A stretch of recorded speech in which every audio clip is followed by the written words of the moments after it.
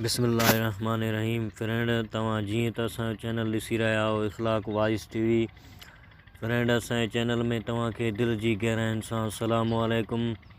Friend दुआ आहे परवरदिगार खां तव्हां सदाईं ख़ुशि हूंदा, आबाद हूंदा। अल्लाह तव्हांखे हर मुसीबत खां पनाह में रखे।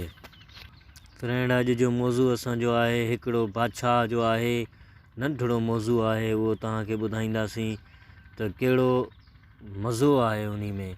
त फ्रेंड स्टार्ट था कयूं।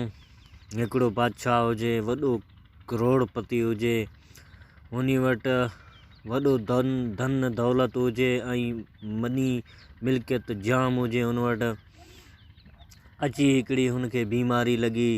उहो बीमारी हुनखे एलर्जी लॻी, एलर्जी जो बीमारी लॻी। वॾा वॾा डॉक्टर, वॾा हकीम, रिपोर्टूं हेॾां होॾां जाम कराया मालिक, पर कुझु बि कोन थियो।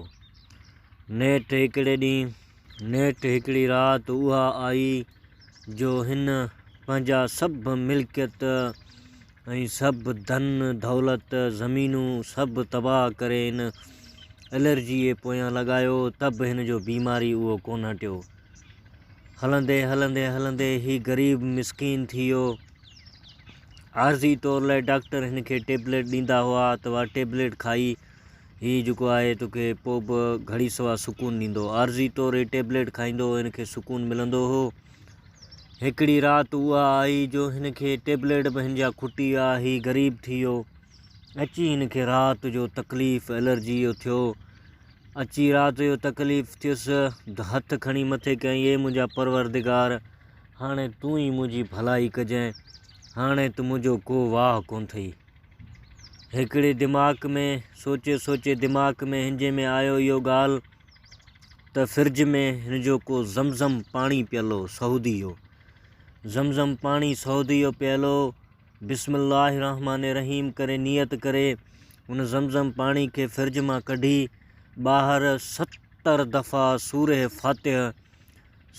फ़ातिह माना सूरे अलहम्द सगोरी 70 दफ़ा हुन में दम करे हुन खे पीताईं। अल्लाह जे फज़ल ऐं करम सां सॼी राति सुकून जी निंड कयाईं।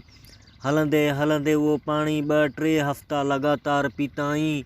काॾे हुनजो एलर्जी हो, काॾे हिन जा बीमारी, सभु बीमारी हुनजा ख़तमु थी विया।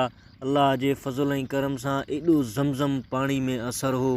फ्रेंड अगरि असांजो ही वीडियो तव्हांखे थोरो बि सुठो लॻे त फ्रेंड असांजे वीडियो खे लाइक कयो, चैनल खे सब्सक्राइब कयो ऐं बेल आइकन खे ऑल कयो, ताकी हर अचण वारी वीडियो तव्हां वटि जल्द मां जल्द पहुची सघे। फ्रेंड ख़ुदा हाफ़िज़।